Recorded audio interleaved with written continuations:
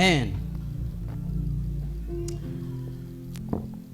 Fungua Biblia katika kitabu cha Waebrania. Waebrania 12 mstari ule wa 28.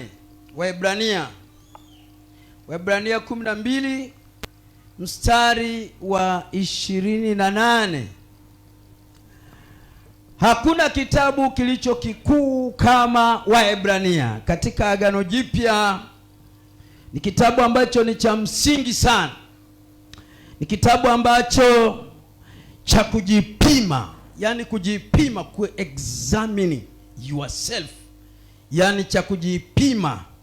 Lakini kitabu kinachoonyesha ubora wa Yesu, ukuu wa Yesu kuliko malaika, ukuu wa Yesu kuliko wanadamu wote, kuliko wafalme, kuliko makuhani, kuliko manabii, kuliko hata matorati, wewe yule wa Torati Musa, kuliko wote.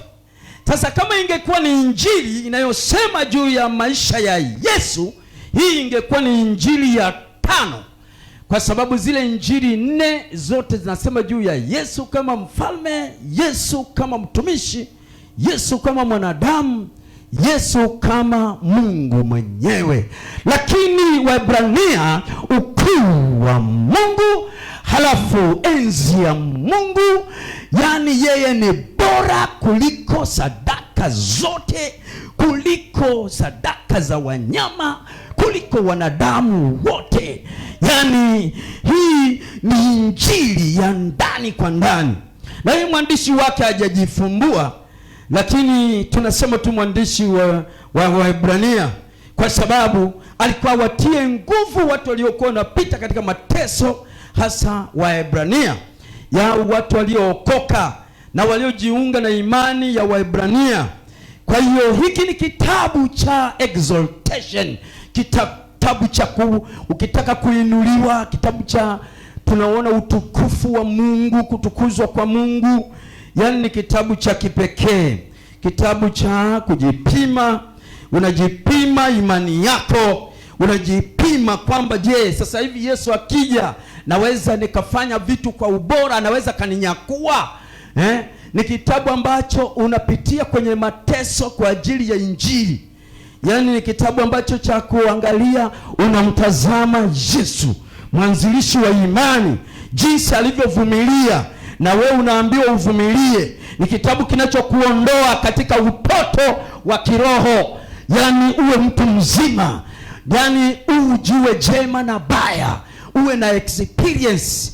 Muda usingetosha sana kwa habari ya kitabu cha Waebrania, lakini hebu tuweze kusoma kitabu cha Waebrania, kisha nitakuletea, kwa sababu tulikuwa kwenye semina, nitakuletea tumepita wapi, alafu tunarudi tena. Waebrania 12:28 inasema, 12:28 inasema, basi kwa kuwa tunapokea ufalme usioweza kutetemeshwa, na muwe na neema ambayo kwa hiyo tunamtolea Mungu ibada ya kumpendeza pamoja na unyenyekevu na kicho. Basi yatosha. Hatimaye unapotanguliziwa hilo neno basi, yani ni kama unawekewa mipaka yote yaliyopita hayo, basi hizo story, basi hayo mambo, basi sasa maana yake, kwa sababu tunapokea ufalme usioweza kutetemeshwa, muwe na neema. Bwana asifiwe sana. Mwambie mwenzako, kwa sababu unapokea ufalme usioweza kutetemeshwa. Mwambie mwenzako, kwa kuwa tunapokea ufalme usioweza kutetemeshwa. Mwambie kwa nguvu kama unahubiri, kwa kuwa tunapokea ufalme usioweza kutetemeshwa. Wewe usitetemeke kwenye mambo yanayotetemesha, kwa sababu una roho isiyoweza kutetemeshwa, una utawala usioweza kutetemeshwa. Tetemesha vitu vingine, pangua vitu vingine, vibaki ambavyo ni vya Bwana. Mwokozi wetu apewe sifa. Na ndio maana unaambiwa uwe na neema, uwe na vitu ambavyo hustahili kuvipokea, lakini kwa Bwana unavipokea. Neema maana yake unapokea vitu ambavyo hujawahi kuvipokea, unavipokea.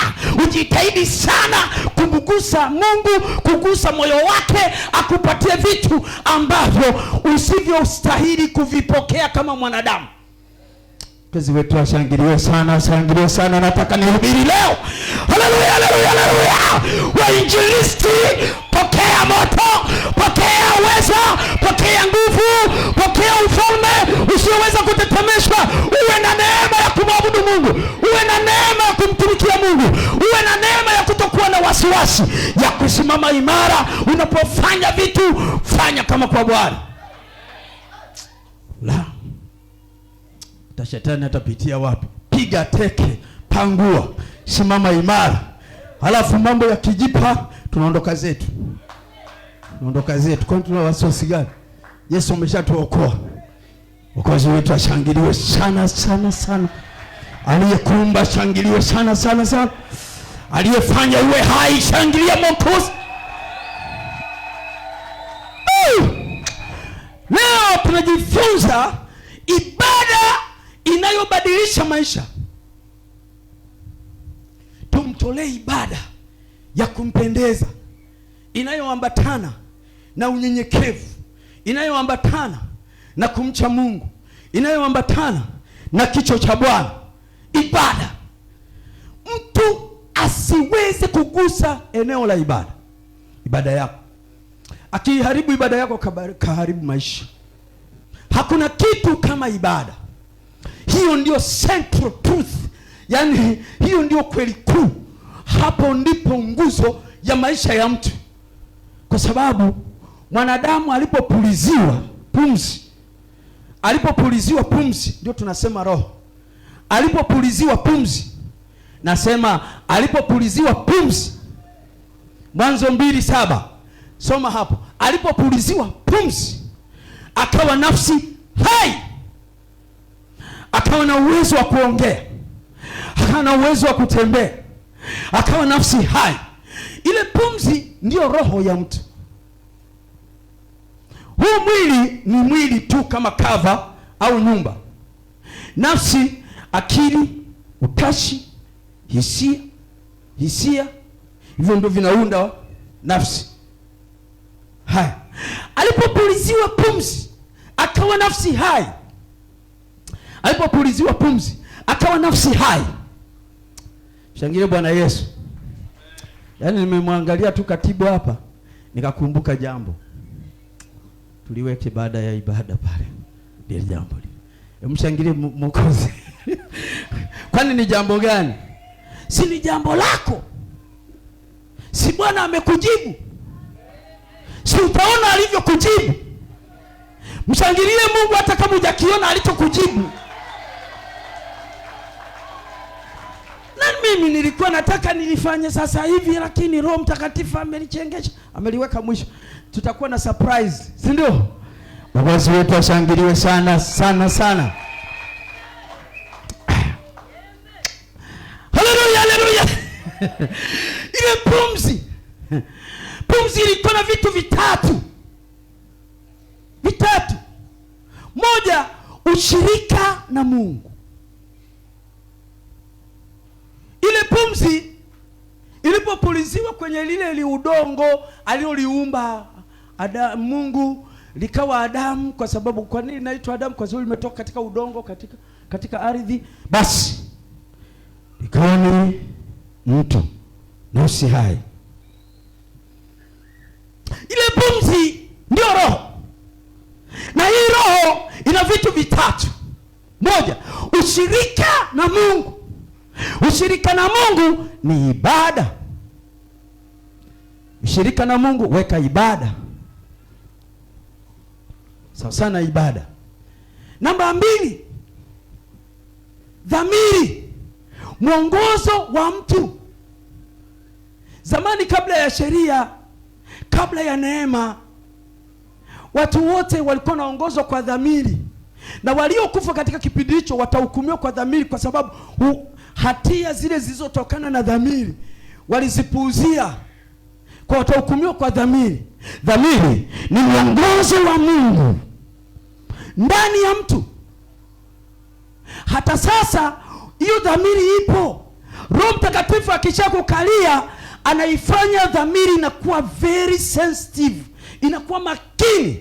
Unaweza ukapewa hapa, bana ingia katika roho. Unausafiri kwa mfano, kumbe kuna ajali hapo mbele. Sasa hivi ingia katika roho, ugua, ingia kwenye maombi. Kwa sababu Roho Mtakatifu ndiye anayejua mazingira. Namba 2 ni dhamiri, ambayo ni mwongozo wa kimungu ndani ya moyo wa mtu. Lakini namba 3 ni kitu kinaitwa intuition. Intuition, ufahamu wa kina, akili za kiroho, ufahamu wa kina. Mungu anataka ufanye vitu vyake kwa ufahamu. Sasa unapokuwa na ushirika na yeye, hapa anataka aone mwongozo sasa hivi sawa sawa na neno, sawa sawa na Roho Mtakatifu, sawa sawa na mwongozo wa kimungu. Hata ibada ifanyike kwa mwongozo wa neno la Mungu, mapenzi ya Mungu, sawa sawa na Roho Mtakatifu anavyoongoza, lakini kwa ufahamu, kwa akili, kwa intuition. Hivyo ni vitu vitatu viko kwenye pumzi ya Mungu. Yaani Mungu yuko vizuri, nataka ufanye vitu kwa ufahamu, si ndio? Kwa hiyo tuko katika eneo la ibada. Ile pumzi tu ilileta hali ya ibada. Tumwangalie Adamu na Hawa. Sasa Mwanzo 3 mstari wa 8. Wakati wa jua kupunga, Mungu alikuwa anamtembelea Adamu. Kwa kipi? Ili kwenda kufanya ibada na yeye. Unakuja hapa ukimsifu Mungu, anashuka kwenye sifa zake, unafanya ibada na yeye, analeta na malaika. Sasa kipindi kile Adamu bado yuko vizuri, kwa hiyo moja kwa moja alikuwa anashuka yeye mwenyewe kwenda kuongea naye, kumtia nguvu, kumpa mafunuo. Kwa hiyo na amempa kituo, bustani ya Edeni. Sisi mahali ambapo pa kukutana na Mungu, kanisani. Haya, hebu soma Mwanzo 3:8. Mwanzo 3:8. Mwanzo 3 mstari wa 8. Ndio. Kisha wakasikia sauti ya Bwana Mungu akitembea bustanini wakati wa jua kupunga.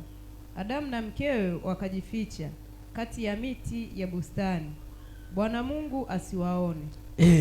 Kwa hiyo walikuwa wameshakosea. Mstari wa 6 na hata mstari wa 7, wa 8 ndio tumeusoma huo.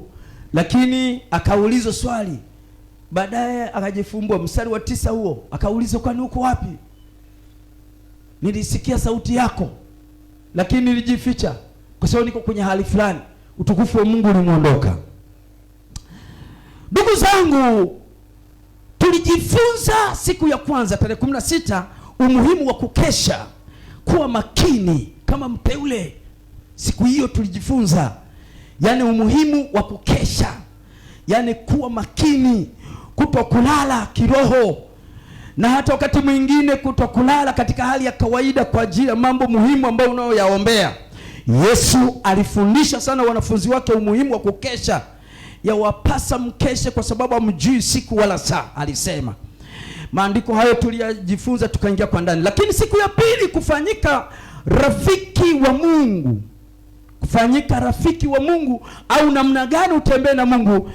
It is possible duniani mtu kutembea na Mungu. Kama Henoko alitembea naye, Nuhu akatembea naye, hata na wengine wakatembea naye. Ni inawezekana kutembea na Mungu. Yesu akatembea naye, Paulo akatembea naye, Petro akatembea naye. It is possible kutembea na Mungu. Hebu changanya hapo, sema it is possible. It is possible. Kwani Kiingereza ni nini? Si hivi hivi. Shusha tu. It is possible.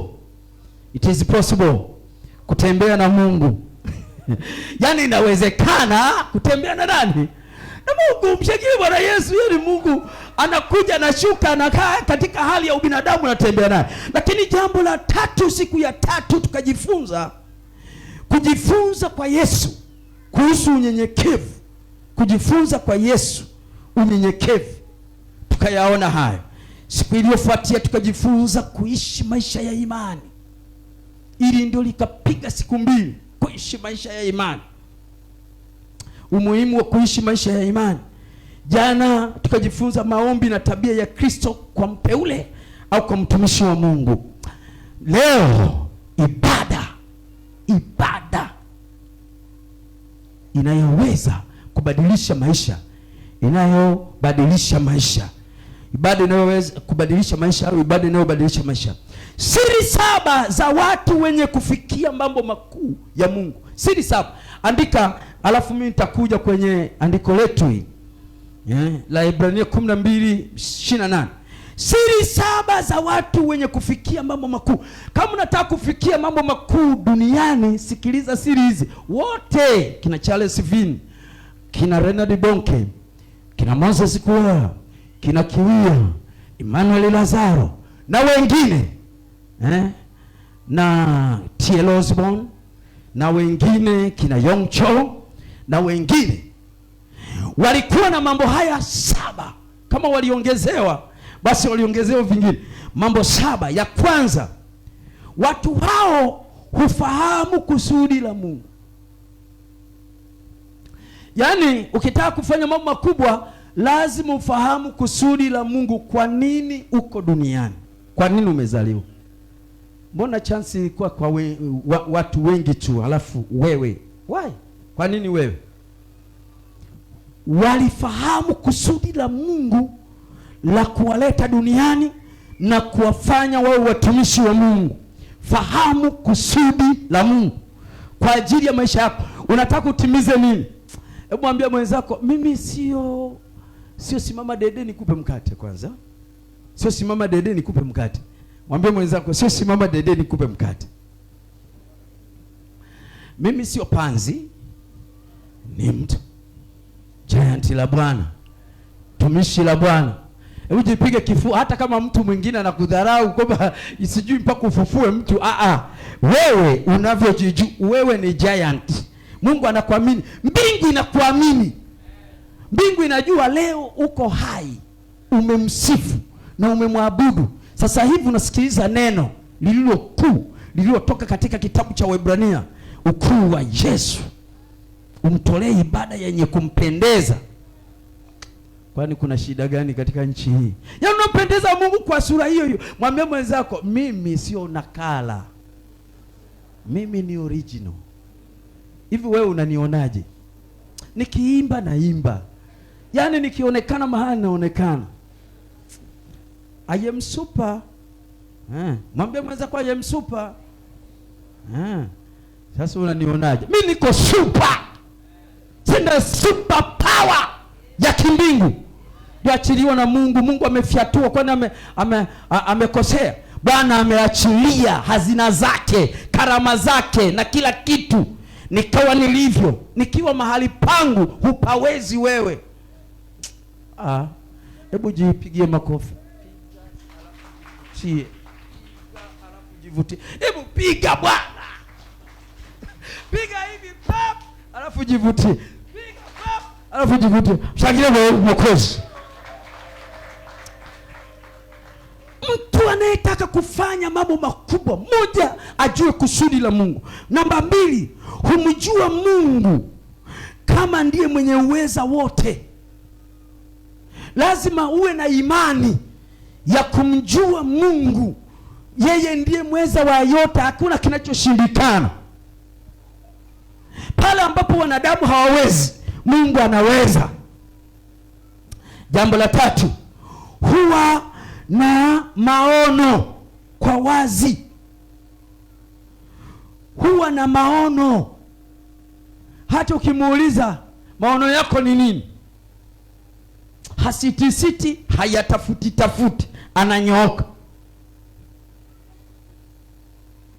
Yaani wakati mwingine kama unaona bado una sita kulijibu hili swali, una maono gani duniani? Una mpango gani? Una maono gani? Umekusudia nini? Umeona nini? Unataka ukitimize. Kaa utulie, omba Mungu, tulia, andika hicho kitu. Alafu tafuta na andiko lake. Alafu baada ya hapo maisha yako ndio yaseme hayo. Basi vingine hivi viwe matawi ili liwe shina. Haya, wana maono. Jambo la 4, hugusa moyo wa Mungu kwa sifa na kuabudu.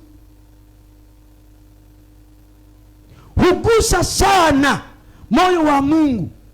Ni waimbaji, ni wenye kuabudu, lakini ni wenye kupokea pia ufunuo wa kimungu. Hugusa moyo wa Mungu kwa sifa na kuabudu. Watu hao watafanya mambo makubwa. Jambo la 5, hutembea katika hali ya haki na utakatifu. Hutembea katika hali ya haki na utakatifu. Namba 6, hufahamu uongozi wa kiroho vizuri. Hufahamu uongozi wa kiroho au wa kibiblia vizuri. Na hapo lazima aongozwe na Roho Mtakatifu. Namba 7 na mwisho, huwa ni waabudu wa kweli. Huwa na ibada ya kweli, ibada ya kumaanisha. Huwa waabudu wa kweli, yaani anapoabudu anaabudu kikweli kweli.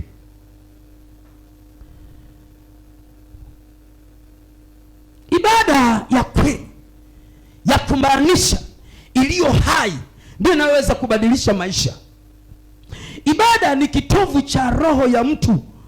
Yaani ibada ni roho ya mtu, ni pumzi ya Mungu kama nilivyokwisha kusema. Lakini pumzi ya Mungu kama nilivyosema ina ushirika na Mungu. Ushirika na Mungu ndio ibada. Ibada na Mungu. Mtu asipopata kumwabudu Mungu wa kweli, ataabudu hata mawe, kwa sababu ni hali ambayo imewekwa ndani kwa pumzi ya Mungu. Neno ibada halionekaniki. Neno ibada halionekaniki kwenye kitabu cha Mwanzo, Kutoka, Mambo ya Walawi, Hesabu, Kumbukumbu la Torati, Yoshua mpaka Esta. Vitabu 17 vyote hakuna neno ibada. Hapo lazima uchunguze mambo. Kuna neno kuabudu, madhabahu, lakini ibada, neno tu ibada. Kwa search juu ya ibada. Neno ibada linaenda kuonekana kwenye kitabu cha Ayubu 15 mstari wa 4. Hebu soma hapo, limeandikwa kabisa ibada.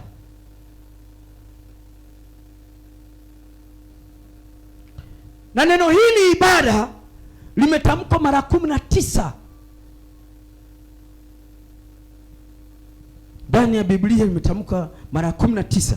Sasa labda kama kuna sehemu zingine ambazo zimejificha tutaendelea kuziangalia, lakini ni kwa neno la Kiebrania ambalo ni siicha.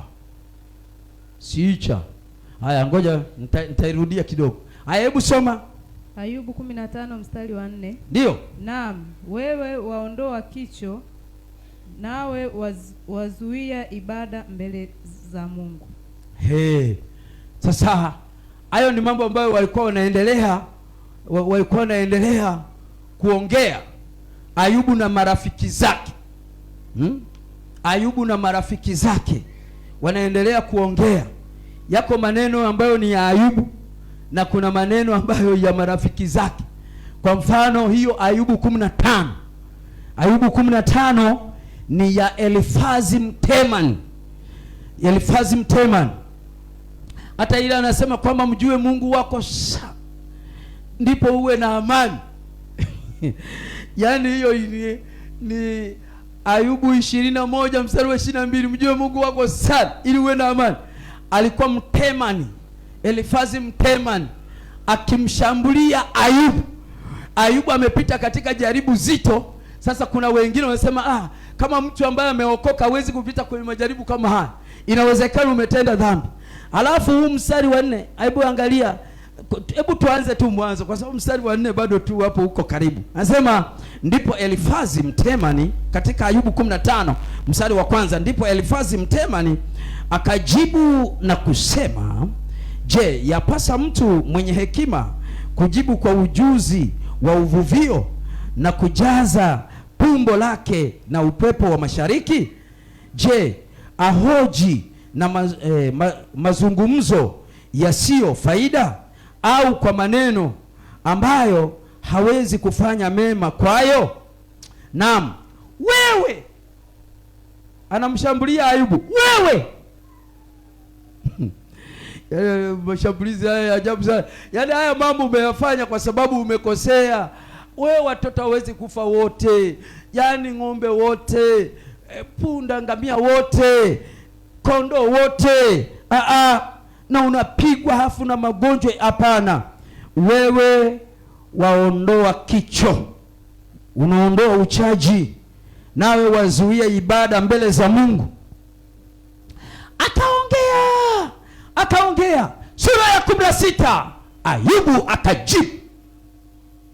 Ndipo Ayubu akajibu kwa kusema, nimesikia maneno mengi mfano wa hayo, nanyi nyote ni wafariji wenye kutabisha. Yaani ninyi mnajifanya kama wafariji, lakini wafariji wenye kutabisha. Nafikiri mnanisaidia ili kusudi niweze kuweka mambo vizuri. Ninyi mnaangalia upande mmoja tu, kwamba mimi mwenyewe najihakikisha sijakosea. Hili ni jaribu ambalo limenitokea tu, lakini ninyi ni wafariji wenye kutabisha. Maneno kama nimesikia, je, maneno yasiyo faida yatakuwa na mwisho? Naye anawahoji. Bwana, wao wamejifanya wenye hekima, na huku kuna hekima ya kimungu. Sasa kitabu cha Ayubu ni kitabu ambacho kuna maneno yaliyosemwa na Ayubu mwenyewe, hayo yananyooka moja kwa moja.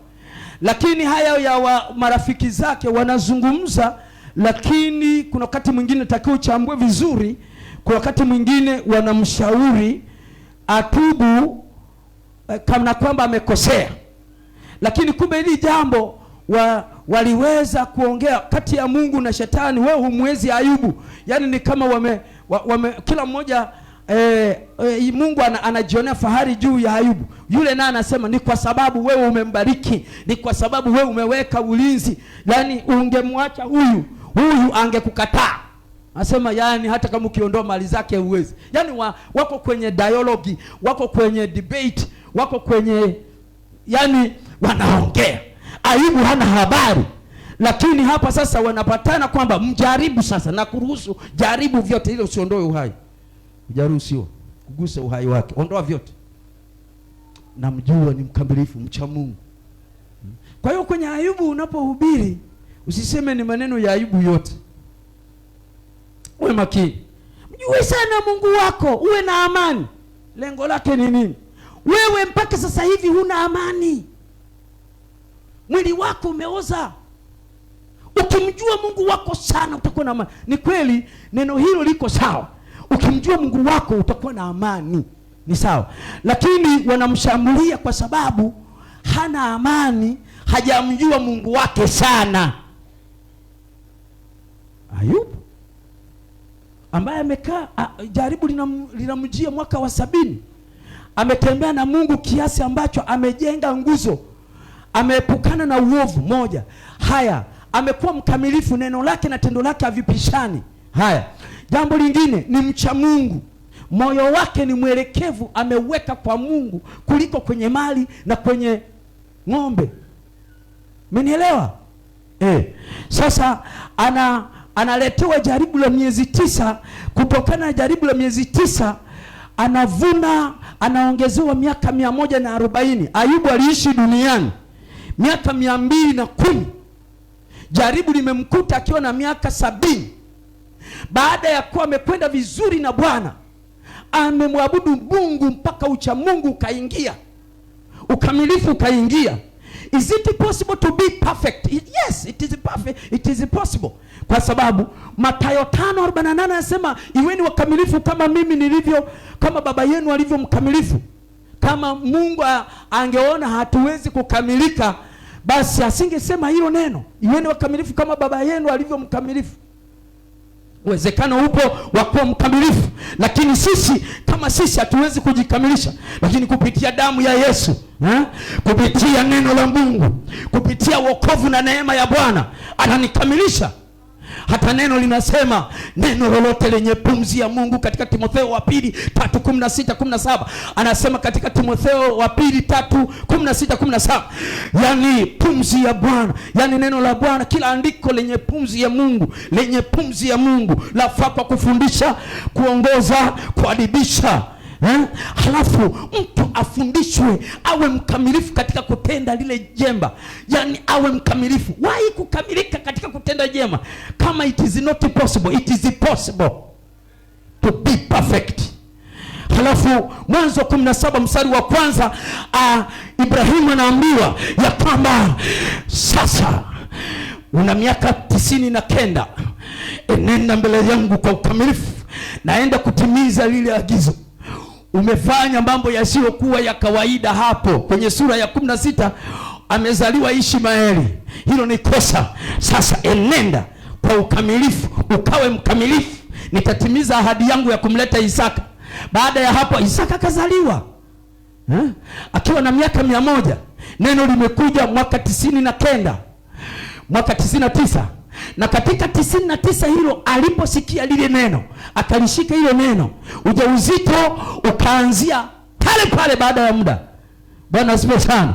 Na mwaka wa 100 akazaliwa Isaka. Maneno ya Mungu yanaweza kukufungulia majibu yako, njia zako. Maneno ya Mungu yanakukamilisha. Maneno ya Mungu yanakuhuisha. Maneno ya Mungu yanakusaidia uwe na imani. Maneno ya Mungu yatakuumba. Hayo kwa maneno ya Mungu tulizaliwa. Kwa maneno ya Mungu utaishi. Kwa maneno ya Mungu utabarikiwa. Kwa maneno ya Mungu utafika mbinguni. Kwa maneno ya Mungu, kwa kuwa neno li hai, linatoka kwa aliye hai, na wewe unalipokea aliye hai. Halafu unafanya vitu vivyo hai, ibada iliyo hai, ibada ya kumpendeza Bwana. Halafu unatembea mwendo ulio hai, unakuwa na safari iliyo hai, unafika mpaka kwa aliye hai. Tunakwenda milele na milele, ni uhai, uhai, uhai. Hakuna kufa tena, hata kama tukiondoka katika kufa katika mwili, lakini tu hai katika roho, na tunakwenda pamoja naye. Imeshatoka, imetoka, imetoka, imetoka, imetoka, imetoka, tuwaingize wengine. Lakini kwangu nilinde uhai, nilinde neema, nilinde nguvu ya Mungu, niende na nguvu ya Bwana. Mwokozi wetu ashangiliwe sana sana sana. Senta yako, kitovu chako, sentro yako ya maisha iwe ibada. Uwe na ibada. Ibada italeta nyumba itakuwa nzuri, ndoa itakuwa nzuri, kila kitu kitakuwa salama ukiwa na ibada. Isaya alikuwa na ibada na Mungu. Isaya 50 mstari wa 4 hadi wa 5. Hebu soma hapa. Anasema ananiamsha kila asubuhi. Uwe na ibada na Mungu. Kuna neno hilo si cha, yani SIYCHAH, likimaanisha kutafakari, maombi, ushirika au ibada. Hilo neno ni la Kiebrania, SIYCHAH,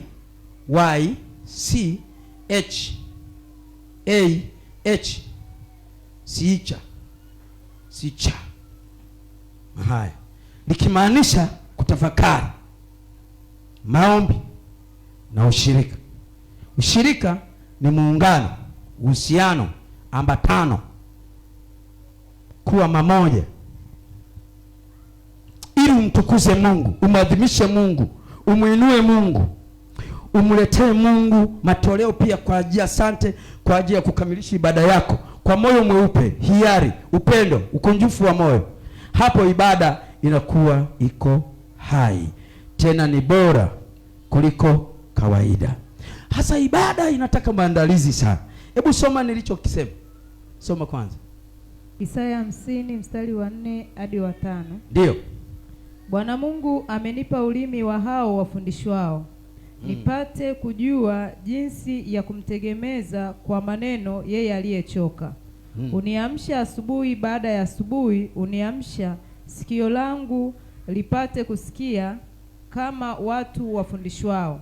Bwana Mungu amenizibua sikio langu, wala sikuwa mkaidi, wala sikurudi nyuma. Kwa hiyo huyu ni mtu ambaye ana ibada ya kila siku na Mungu wake binafsi, kila asubuhi, kila alfajiri na mapema. Unapomfanyia Mungu ibada ni sawa na kukiri mambo yafuatayo. Unapokuwa unamfanyia Mungu ibada ya kweli, hapo unakiri kama ifuatavyo.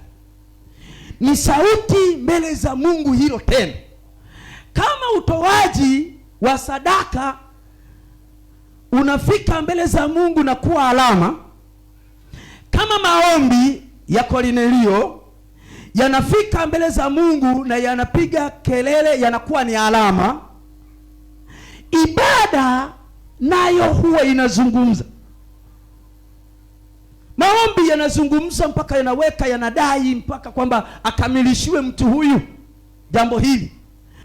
Sadaka zetu tunazotoa, tunatoa tu kwa imani hapa, Bwana anazipokea, halafu zinakwenda kuwa kumbukumbu na zinadai mtu huyu kule tulikotoka akamilishiwe, atendewe basi mambo makubwa. Kornelio kwa jinsi hiyo, katika Matendo ya Mitume 10 mstari wa 1 hadi wa 4 utaiangalia hapo, alikuwa hajaokoka. Akatumwa Petro, malaika akaambiwa acha ibada hapo, nenda kwa mtu nenda kamwambie huyo Kornelio atume watu huko Yafa. Hafu yule alikuwa kwenye maombi, hafu baada ya hapo watu wakamtokea, na yeye kule akatokewa na malaika. Kwa hiyo walivyokuwa wameshatokewa hivyo, akakuta taarifa imekuja hapa, na yeye ameshaambiwa mtumishi wa Bwana alikuwa kwenye dari huko Yafa. Akateremka, halafu baada ya hapo wakaondoka kutoka Kaisaria. Kutoka huku Yafa mpaka Kaisaria ni mwendo wa maili kadhaa. Sasa mtu anapofanya ibada ni sawa sana kukiri yafuatayo. Moja, wewe ni Bwana. Unapofanya ibada tu yoyote, wewe ni Bwana, ni kama unasema wewe ni Bwana. Hakuna wewe ni Bwana Mungu, hakuna Mungu mwingine kama wewe aliye Mungu kwangu mimi. Ndio maana katika eneo lile la Kutoka 20 mstari wa 1 anasema utamtumikia, utamwabudu Mungu peke yake, usiabudu sanamu. Mimi ni Mungu mwenye wivu. Sasa unapomfanyia Mungu ibada ya kweli, umetulia. Kuna siku zingine jamani, tulia kwenye shughuli, shughulika, fanya kivyo vyote, lakini uwe na muda wa kutulia, kutafakari, kuomba. Unatafakari hata neno la Mungu, tafakari ulikotoka, tafakari ulipo, tafakari unapokwenda, unataka utimize kitu gani. Halafu ushirika ule ndio una nguvu kuliko kuhubiri kwako, kuliko kutumika kwako, kuliko kazi zako za mikono, kuliko ushuhuda wako, kuliko maombi yako. Umenielewa? Yaani ushirika ule ya mahusiano ndio nguvu yako ya kufanikisha hivi vitu vingine vyote. Unapokuwa umetulia mbele za Bwana, sasa unasema wewe ni Bwana Mungu, hakuna Mungu mwingine kama wewe ulivyo wewe kwangu mimi. Isaya 45 mstari wa 5 hadi wa 6. Peke yako wewe ni Mungu, sina Mungu mwingine. Peke yako wewe ndiye Mungu. Sasa na kama umechagua kati ya vitu vingi, hapa nitulie niweze kusemezana na Bwana. Hapa ndipo kitovu cha kuzalisha mambo ambayo yatakayonisaidia. Ukazalisha uwepo wa Bwana, utazalisha nguvu za Bwana, utazalisha ulinzi wa Bwana katika maisha yako, katika watoto wako, katika kila kitu unachokifanya. Yani ni ile siri yako, private life yako. It is very important, very crucial kuliko public life. Public life ni hadharani, yani public life ni matokeo ya private life. ulivyo wa kina na Mungu wako. Hayo ndiyo matokeo, ndiyo mbegu, hiyo ndio msingi wa kupiga haya ambayo ya kuonekana na watu. Yani ile siri yako, jinsi ulivyokaa na Mungu wako akakuletea ufunuo, ndiyo hiyo itasema. Tutajua ukina wako, mtendeo wako, maneno yako, jinsi ulivyo, kutokana na jinsi ambavyo umetulia na Bwana, na Bwana akakuletea hazina zake na siri zake, ukatembea na katika hali ya kiungu, kwa sababu wewe ni Mungu mdogo. Haleluya! Mashujaa wa Bwana, haleluya! Shujaa wa Bwana, punga mikono, simama, mshangilie Bwana Yesu. Unajinyosha nyosha, unajinyosha nyosha, halafu vitu vingie kidogo, unajinyosha nyosha, jinyosha nyosha Bwana.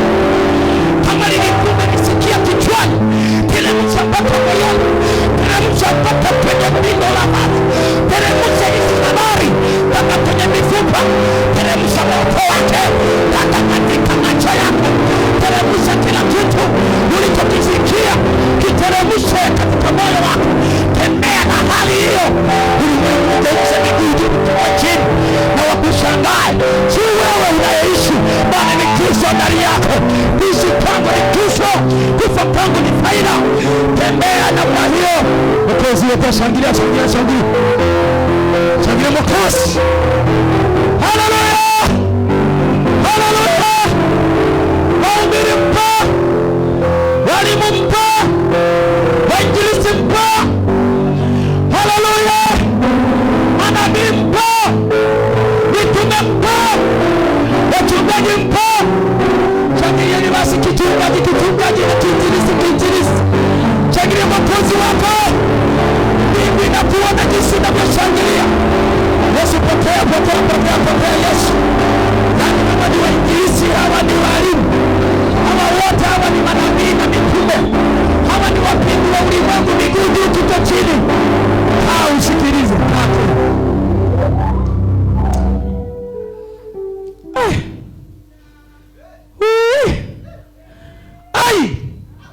Haleluya! Unaweza ukaonekana kichaa kwa dakika chache hivi, hii kichaa wa Bwana hata wakushangaa huko kwa Bwana wako. Neno moja nimelichagua, nikaa nyumbani mwa Bwana nione uzuri wa Mungu. Yani panda na Daudi anasema 27 Zaburi hiyo mstari wa 4. Neno moja katika dunia hii, nimechagua neno moja tu. Nimechagua neno moja. Nikae nyumbani mwa Bwana nione uzuri wake.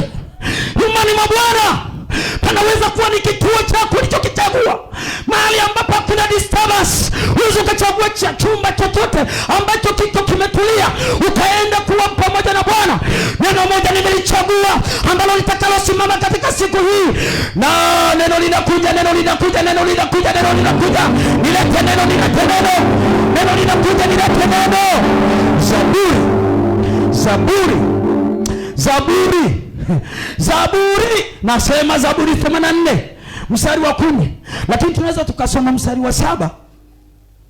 Hasa niko kwenye intention ya mstari wa 10. Si nimeshuka Bwana, si Roho Mtakatifu amelileta, acha ulisikie. Zaburi 84 mstari wa 7. Ndio huendelea toka nguvu hadi nguvu.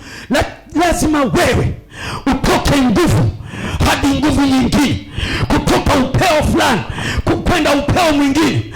Kama miaka inabadilika, tuko na 2026, tulitoka 2025, tunakaribia 2027. Sasa hivi tunaendelea, tuko mwezi wa 3, hapa tuko katika robo. Haleluya, haleluya, haleluya, haleluya. Na robo hii tunaenda kumalizia baada ya wiki hii. Yani nguvu hadi nguvu nyingine, nguvu ya kuhubiri, nguvu ya kutembea, nguvu ya kiroho, nguvu ya kupreach, preach, preach, preach, preach, preach. Mwambie mwenzako kama una kiti kigonge gonge hicho kiti. Gonga hapo. Preach, preach. Haya, Kama una mtu hapo, usigonge kitu, mgonge yeye mwenyewe asitoke. Pichi ndugu yangu, hubiri. Haleluya! Vaa yako ni kuhubiri, uimbaji yako ni kuhubiri, sura yako ni mahubiri, ondoka yako ni mahubiri, kila kitu kina preach. Maisha yako unayoishi ni mahubiri, ibada yako ni mahubiri, kila kitu it is preaching. Si ni wa thamani sana. Kwa nini wasiwepo mabodyguard ambao ni makambi wakulinde mbele na nyuma, juu na chini, pembeni kwa pembeni? Lazima tuwe na mabodyguard ambao hawaonekani duniani, kwa sababu sisi tuko kwenye moyo wa Mungu. Mungu wetu anatenda kazi kwa uwezo wake na nguvu zake. Haleluya! Haleluya! Hii haleluya ifike duniani kote. Haleluya ifike duniani kote. Haleluya!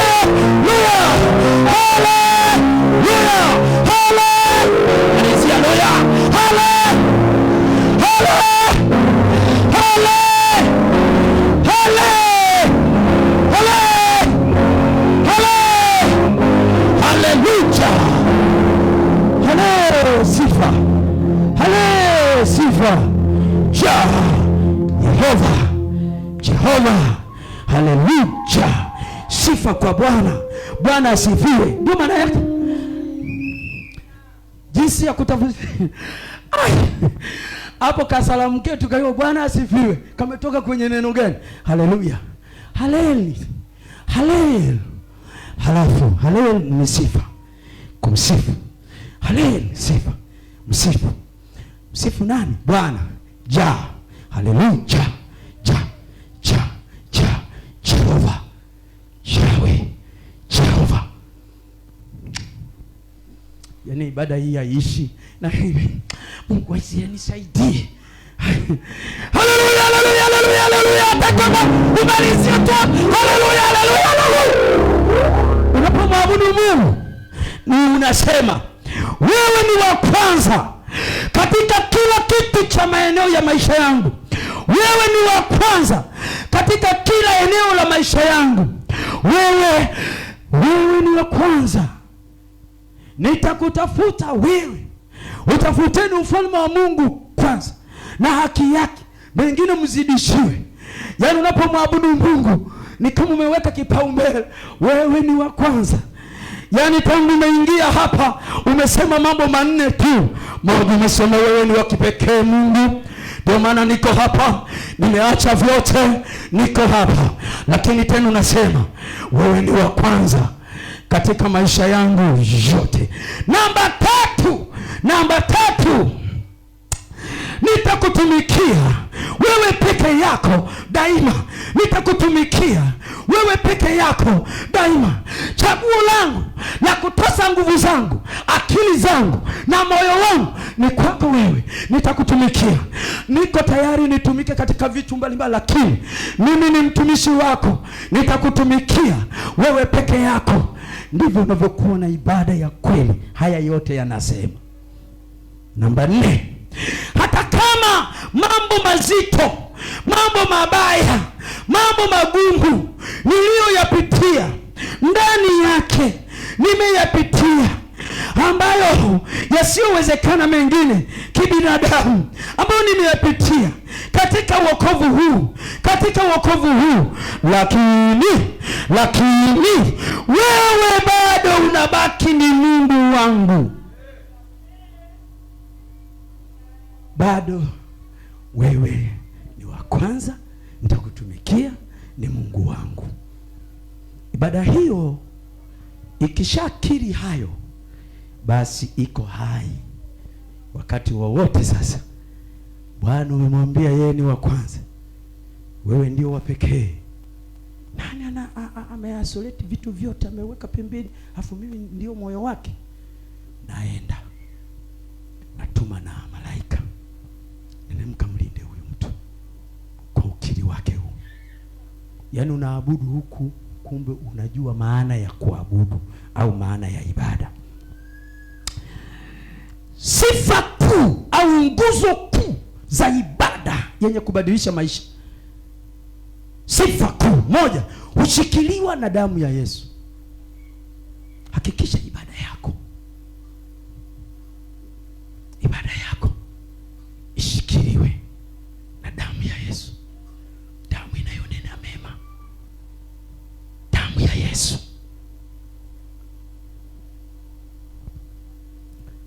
Hata wakati ambapo Adamu na Hawa wamekosea, Mungu akaamua kuchinja wanyama, akatengeneza ngozi.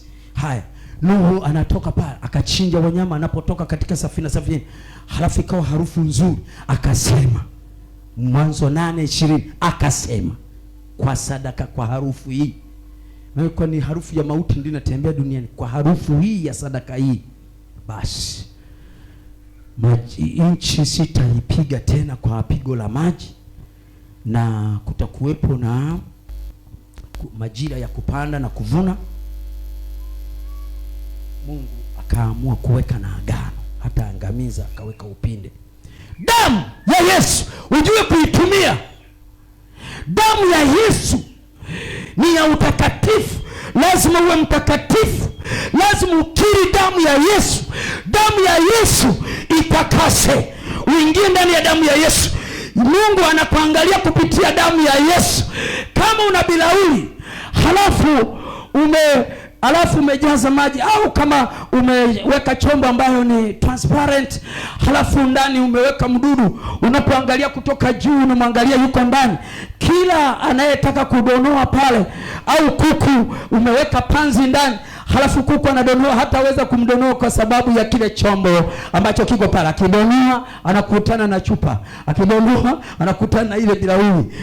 Tunakuwa ndani ya damu ya Yesu vile vile. Damu ya Yesu inatufunika kote. Tukionekana hivi, juu kuna damu ya Yesu. Kwa hiyo akiangalia hivi, ile reflection yake inakuwa kwamba sisi tunakuwa kwenye damu ya Yesu. Ibada yako lazima iungane na damu ya Yesu. Lakini namba 2, ishikiliwe na upendo wa kimungu. Wakorintho wa kwanza 13:4 hadi 8 anasema upendo wa Mungu huvumilia, upendo wa Mungu. Ungekuwa umewahi pale tusikie hizo sifa za upendo wa Mungu, upendo wa agape. Hivi vitu ni siri, sijawahi kuvihubiri miaka 33 iliyopita. Ndio leo wewe umeviomba nikavileta. Ibada inayobadilisha maisha inashikiliwa na nguzo ya damu ya Yesu. Ujue jinsi ya kuomba damu ya Yesu iwe silaha kwako na ikusafishe. Halafu ibada yako useme, Bwana itakase kwa damu ya Yesu. Ibada yangu iwe ndani ya damu ya Yesu, kupitia jina la Yesu, na nyumba yangu na kila kitu. Hebu soma hapo. Upendo uvumilia, ufadhili. Upendo hauhusudu, upendo hautakabari. Ndio. Haujivuni, haukosi kuwa na adabu, hautafuti mambo yake, hauoni uchungu, hauhesabu mabaya, haufurahii udhalimu, bali ufurahi pamoja na kweli. Uvumilia yote, uamini yote, utumaini yote, ustahimili yote. Upendo haupungui neno wakati wowote, bali ukiwapo unabii utabatilika, zikiwapo lugha zitakoma, yakiwapo maarifa yatabatilika. Upendo. Mungu akufundishe upendo wa agape, usio na mwisho, usio na masharti. Kila kitu, haupungui neno, haupungui jambo, kila kitu kitatimia. Bwana, ukiwa unamwabudu kwa upendo wa agape namna hii, kila kitu kinaletwa kwako, hata mabadiliko ya maisha. Lakini ibada yenye kuhusisha pande mbili zenye uzima, ibada hii ihusishe pande mbili zenye uzima. Mungu ni mzima, mimi niwe mzima. Hapo ibada inakuwa ni ya uzima, ya uhai. Lakini upande mmoja ukiwa umekufa, basi haiwezi kubadilisha maisha. Kwanza Mungu anajiondoa. Mungu hawezi kuabudiwa na wafu. kuabudiwa na walio hai, si ndio? Inahusisha pande mbili zenye uhai, zenye uzima. Mungu yu hai na wewe lazima uwe hai, upate neno lilo hai, uabudu ibada iliyo hai. Wakaanza kuliitia jina la Bwana katika Mwanzo 4:25-26. Wakaanza kuliitia jina la Bwana. Walipoliitia jina la Bwana, kwa sababu wako hai, wanaliitia jina lililo hai, wakajitambulisha kupitia jina lililo hai ambalo ni jina la Bwana. Bwana akashuka. Namba 4, huendeshwa na huongozwa na Roho Mtakatifu. Ibada yenye kuendeshwa na kuongozwa na Roho Mtakatifu, ibada hiyo itabadilisha maisha, inaweza ikabadilisha chochote. Lakini namba 5, huhusika na mtu binafsi. Huwezi ukawa mbadala. Mjomba, acha nikuabudie huku, wewe unakula hewa. Siku nyingine, mjomba, niabudie huko na mimi nile hewa huko. Hakuna mbadala. Walisia unakuja kukutana na Mungu halisi, wala isiwe artificial.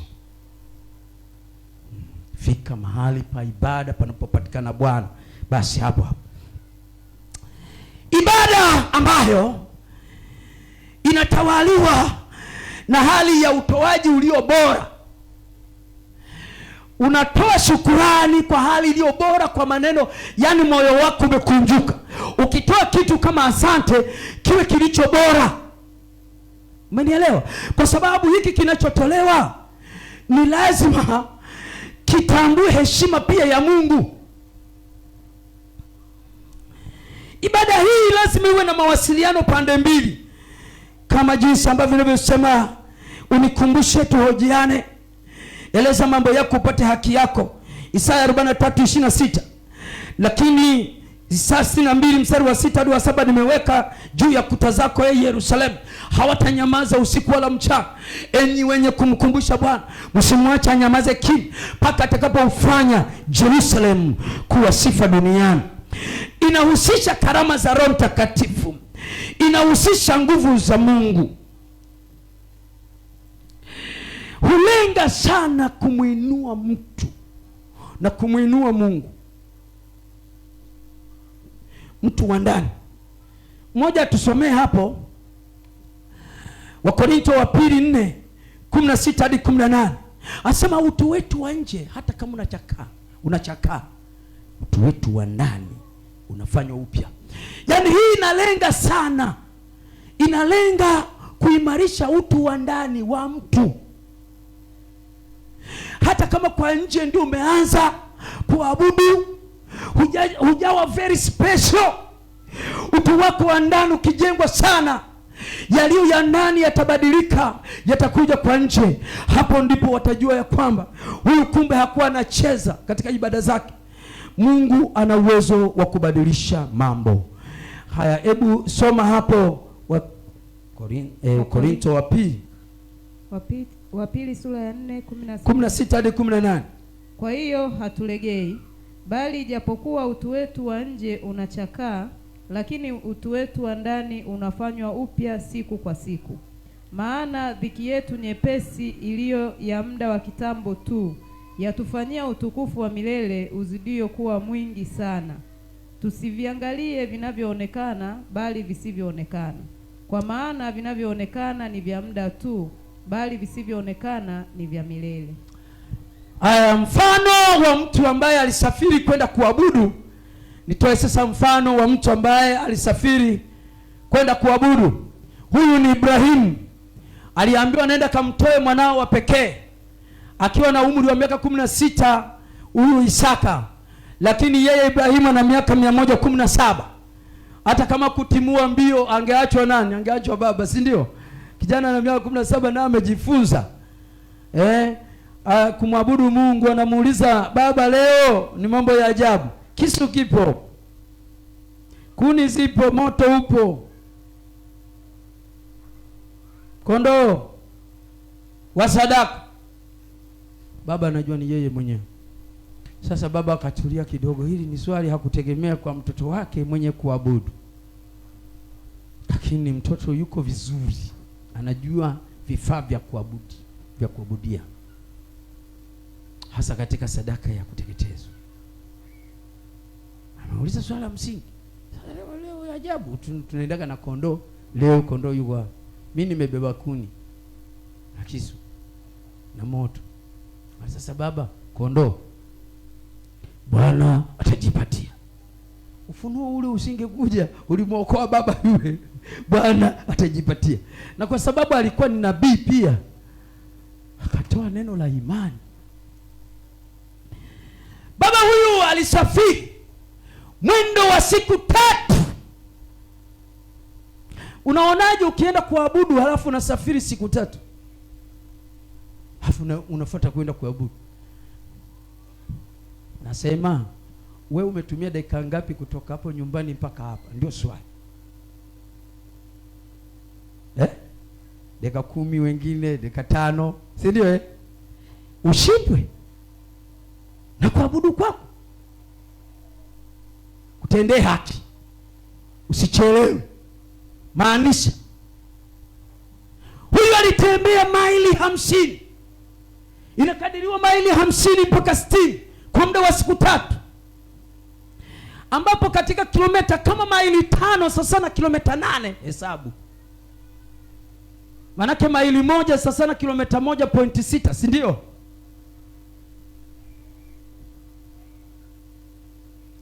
Wananishangaa wengine. Hesabu zilitokeaga huku zikaenda huku, zingine zimetokea huku zikaenda huku. Maili 5 sawa na kilomita 8. Maili 1 si unachukua 8 gawa kwa 5 tu, napata 1.6. Shangilieni, hata mpiga mahesabu mshangilieni.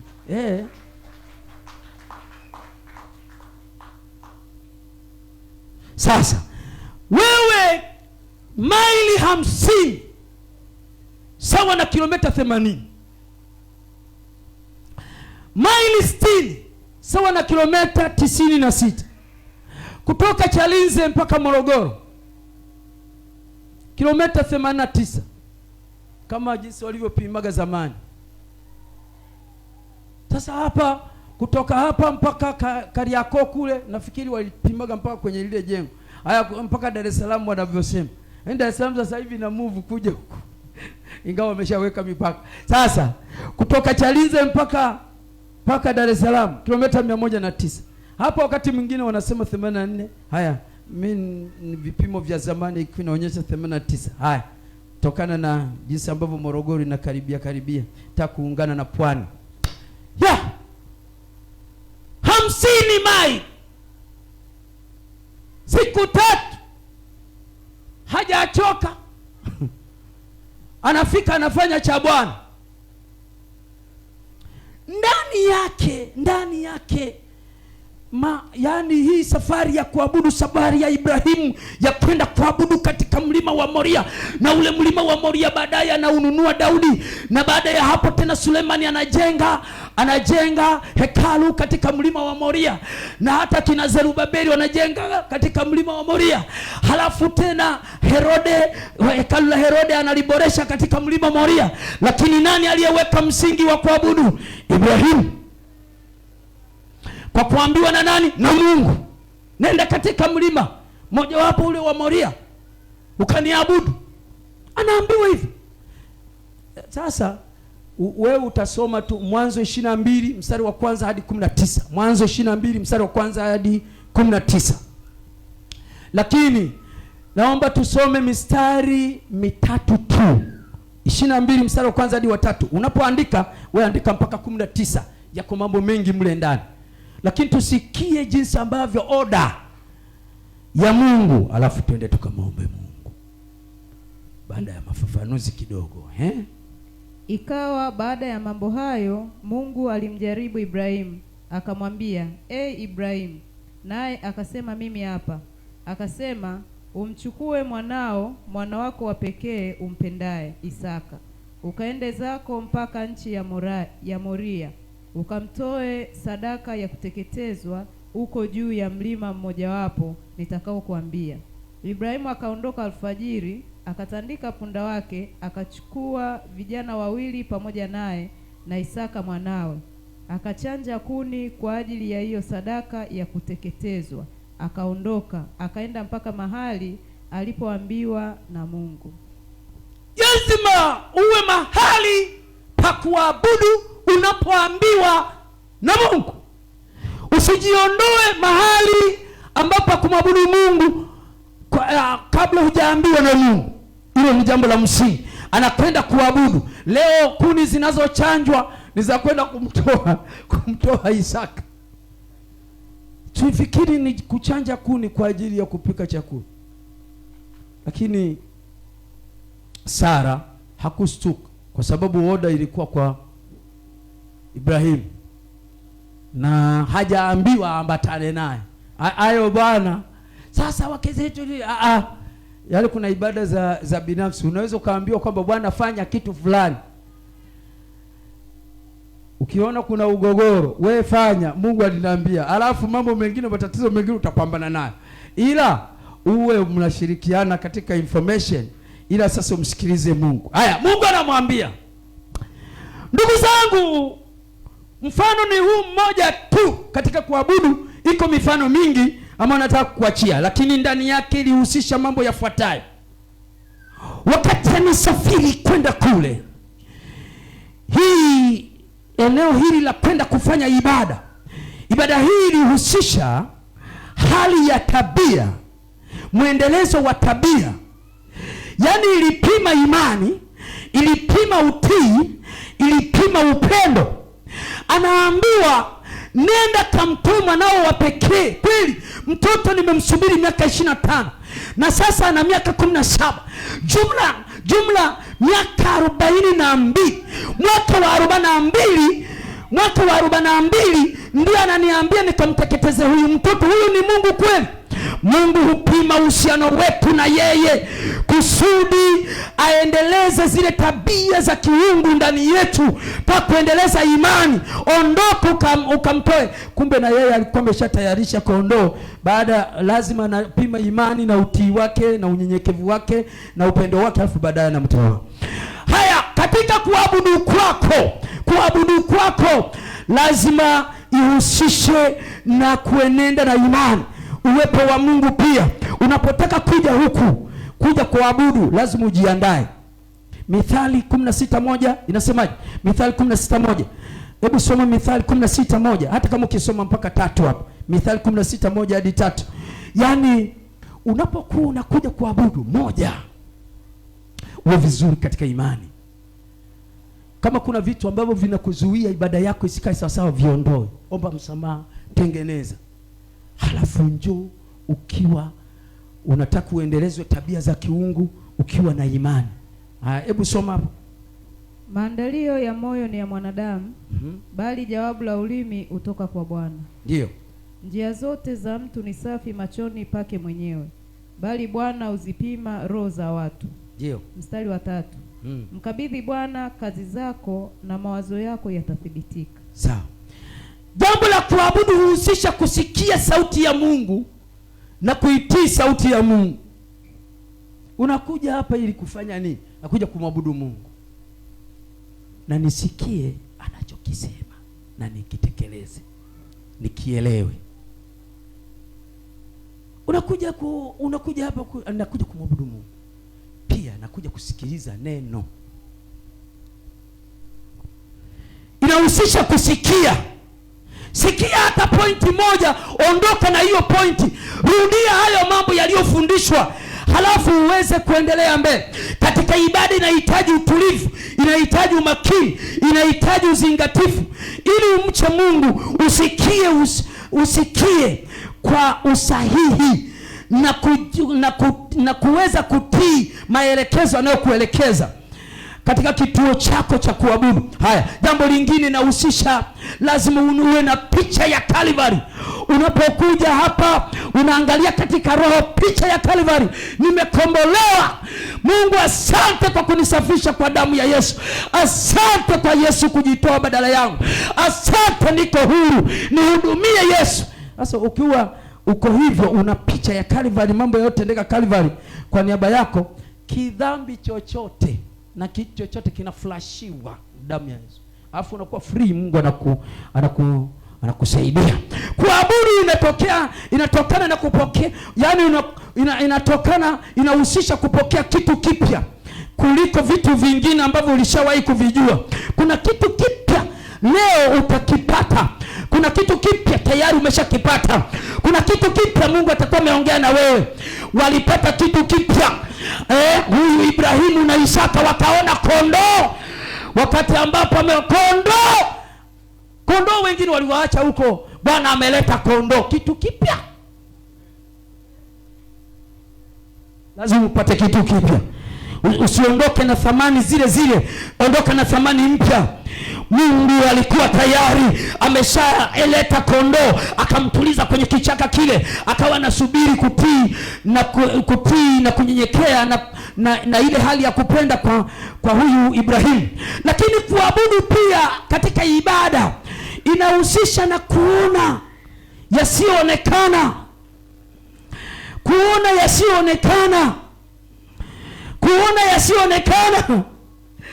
Anasema Bwana atajipatia. Usipokuwa na jicho la kiroho utaweza kuzungumza vitu vingine, vitamke kwa imani alafu vinatokea, lakini uwe na sensi ya kiroho na macho ya kiroho. Bwana wabariki sana. Inatokana na kuibariki dunia. Anasema ya kwamba uzao wako utamiliki malango ya adui zako. Uzao wako utakuwa mkuu. Katika kukuzidisha, nitakuzidisha kwa baraka. Kwa sababu wewe Ibrahimu umetii, kumbe umenipenda kuliko mtoto wako wa pekee. Unapokuja kumwabudu hapa Mungu ni kama umeleta mtoto wako, kama Isaka umeleta moyo wako, yani uweze kumwabudu Mungu. Yani sadaka ulionayo ni moyo wako na vitu vyako ulivyonayo. Halafu Bwana akiona na imani yako anasema uzao wako, baraka inatembea mpaka kwenye uzao wako, utamiliki malango ya adui zako. Kama kukubariki nitakubariki, alafu nitakufanya sio kwamba unakuwa tuna baraka, unakuwa mbaraka wa Bwana, utakuwa mbaraka wa dunia. Watu wakikuangalia hivi watakuwa wana receive baraka zile, yani wanakisi baraka. Yani wewe ni mbariki wa dunia. Yani ukifika mahali hata kama kulikuwa na wachawi uwepo wa wachawi unasambaratika, alafu Bwana anatawala. Palikuwa kuna ulinzi wa Mungu analinda.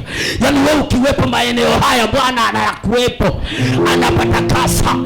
Yani mtu aliokoka anatakasa hata nyumba yake, hata kuliko yule na watoto wake anatakasa, kwa sababu tayari ana Mungu aliye hai. Halafu wewe uko tayari kubariki dunia, uko tayari kubariki majirani, uko tayari kubariki maisha yako na uzao wako. Kwa hivyo Bwana atajipatia. Akasema Yehova yule, Bwana amejipatia. Yehova yule, Bwana anayeweza kuonekana mahali ambapo bado. Ibada yenye kubadilisha maisha niishi hapo. Bwana akubariki. Bwana akubariki. Bwana akubariki. Mimi sitoi kama dini. Bwana akubariki. Msikie Mungu ndani yangu. Bwana akubariki. Uangaziwe nuru ya uso wake, uzidi kung'ara mahali ambapo ulikuwa huwezi kung'aa, uzidi kupenya mahali ambapo alikuwa pana upenyo. Bwana akupe kibali cha kusikilizwa. Bwana akupe uzao wa mambo yote, akufanikishe katika mambo yote na kuwa na afya. Bwana akulinde. Bwana akuwezeshe katika yote, uwe mhubiri na mtumishi wake. Bwana aliinue jina lake kupitia wewe. Hebu simama sasa, mbele za Mungu. Tunachoenda kuomba, Mungu nipe kitu kimoja.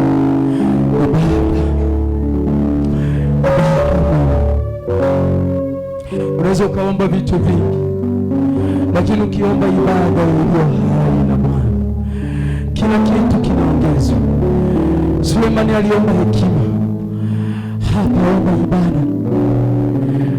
Daudi aliomba ibada, sema neno moja nimelichagua, hilo ndio nitakalolitafuta siku zote, nikae nyumbani mwa Bwana, nione uzuri. Anaposema uzuri ni ubora, ukuu wake, uthamani wake, uzuri unaopita uzuri wa kidunia. Naomba ibada, naomba siku zangu zisipotee, naomba ibada, naomba ibada. Karibu, karibu, karibu. Omba ibada.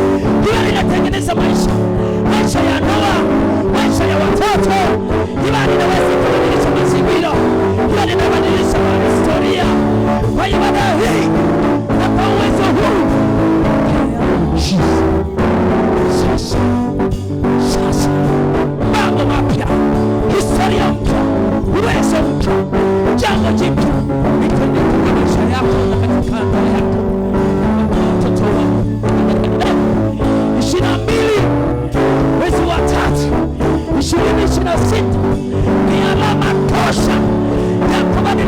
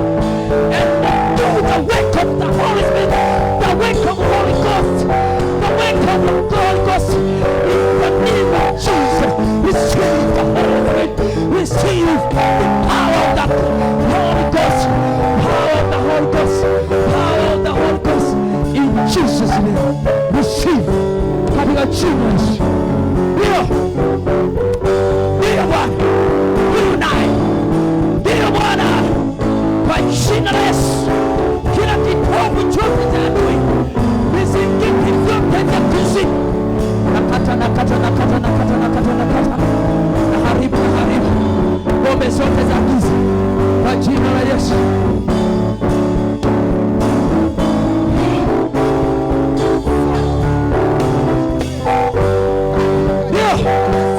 Leo katika ujauzito alionao,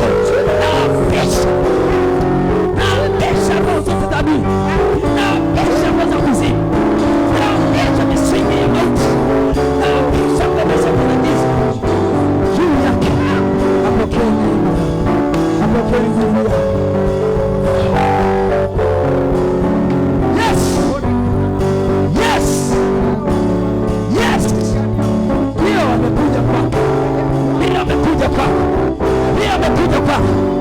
Nakata mirija, nakata kila msingi wa mafatilizo kutoka katika ukoo wake,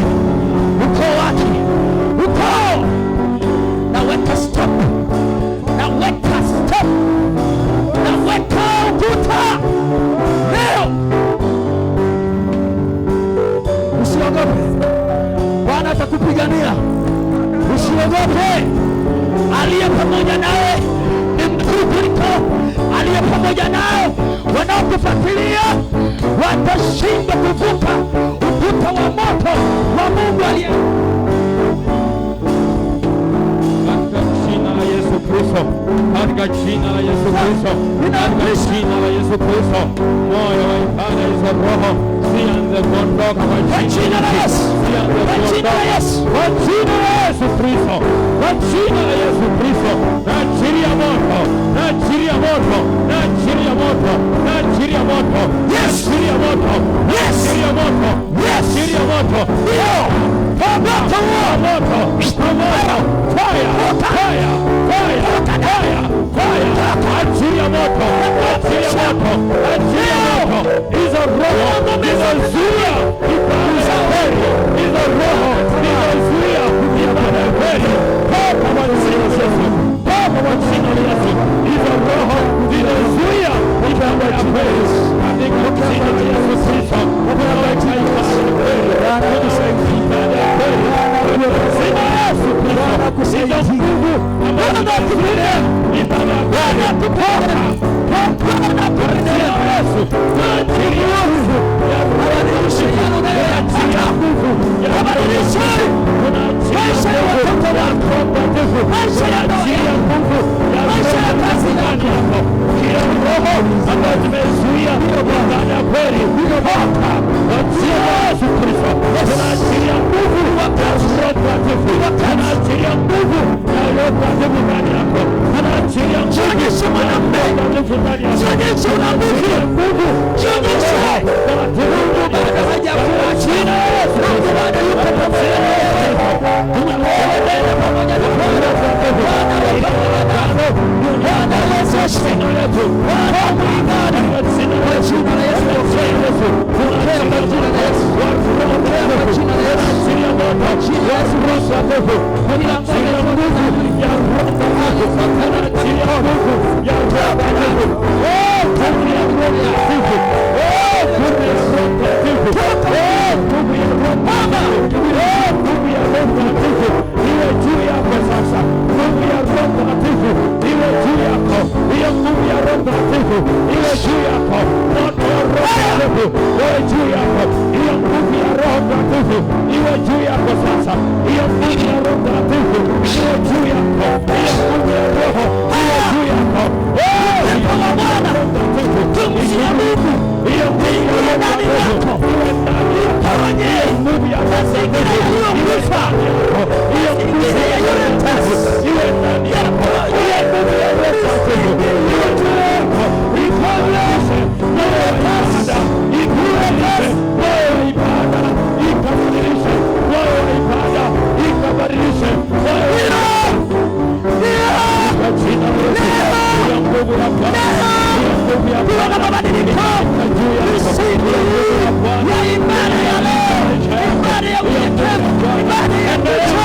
Yesu anakuomba hiyo nguvu ya Bwana inabadilisha maisha yako. Endelea kuomba, yuko mahali jipya.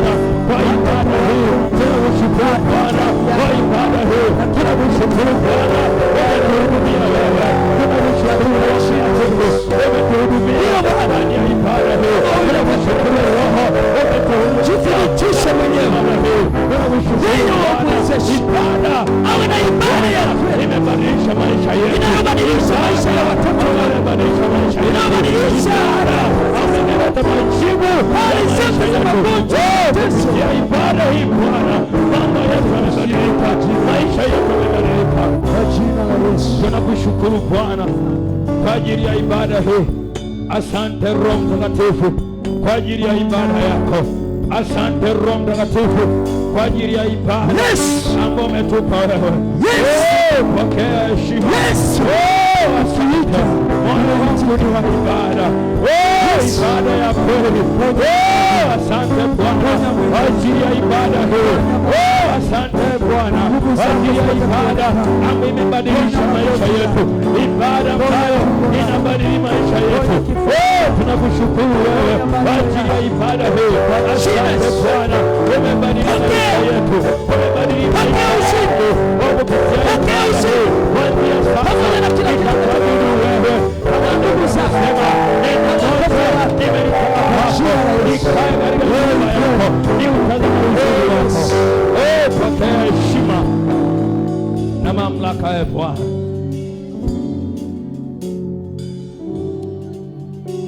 Baba yetu na Mungu wetu uliye hai, asante Mungu kwa ajili ya neno lako zuri ambalo Mungu mtumishi wako ameliwakilisha kundi lako Bwana. Nasi Mungu tunaondoka kwa ajili ya ibada ambayo inabadilisha maisha yetu. Asante kwa ibada njema ambayo Mungu umekuwa pamoja na mtumishi wako, umekuwa pamoja na watu wako Bwana, kwa ajili ya somo zuri, ibada ambayo inabadilisha maisha yetu. Nasi Roho Mtakatifu tunasema asante kwa ajili ya ibada hii. Tunakushukuru Bwana kwa sababu umetenda na kwa sababu Mungu utaendelea kutenda katika kanisa lako. Pokea heshima na mamlaka na utukufu ambao ni wako Bwana. Asante Roho Mtakatifu, asante Mungu wa mbinguni kwa neno lako hili ambalo Bwana umebadilisha maisha yetu kupitia ibada ya leo. Bwana, mambo yetu yamebadilika kupitia ibada ya leo. Mkono wako Bwana tumeuona mchana wa leo, nasi Bwana tunakushukuru kwa sababu wewe umetenda. Asante kwa ajili ya neema yako. Pokea heshima na mamlaka katika jina la Yesu Kristo aliye hai. Amen. Amen. Amen. Shangilia makofi.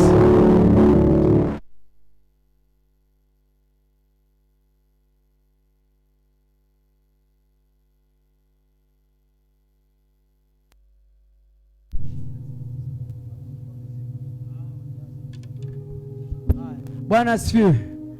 Shangilia Bwana Yesu. Nataka tumalizie lile jambo la mwisho kwamba tulikuwa na michango kwa ajili ya generator. Sawa? Basi mshangilie Bwana Yesu.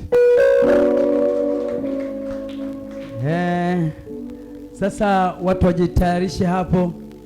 Unajua tukimshangilia sana Yesu, ataona kama amefanya jambo kubwa, afu neema kubwa itaonekana zaidi. Hata kuta za Yeriko ziliweza kuanguka kutokana na kelele za sifa, kuabudu, kumadhimisha Bwana. Kwa hiyo tutakuwa na generator hapo na vyombo vingine. Kwa umeme ukileta shida sasa hivi, hizo siku zijazo kwa kuna vifaa fulani ambavyo vya kubadilisha na inajiwasha tu automatically. Kwa hiyo kusudi adhima iliyoadhimiwa iweze kuendelea mbele katika mikutano ambayo itakuwa inakuwepo hapa, basi na ibada. Karibu sana.